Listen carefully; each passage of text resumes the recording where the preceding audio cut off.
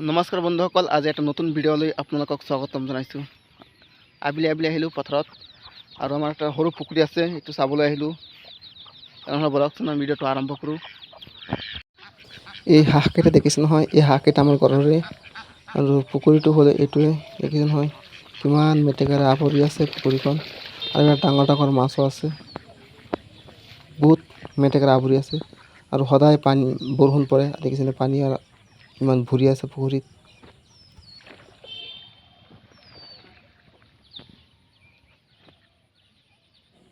আৰু চাৰিওফালে পথাৰ আৰু পথাৰ দেখিছে নহয়, এইবিলাক ধানৰ খেতি আৰু দিনটো আজি বেয়া হৈ আছে, বৰষুণ পৰিব পাৰে, ডাৱৰীয়া আজি দিনটো। আৰু এইটো আমাৰ খেতিত পানী বহুত পানী আৰু এইটো আমাৰ বাৰী পিছফালে পুখুৰী, এইটো কলগছ দেখিছে নহয়, আমাৰ বাৰীৰ পিছফালে। এতিয়া দোকানত গৈছোঁ, দোকান খুলিবলৈ গৈ আছোঁ।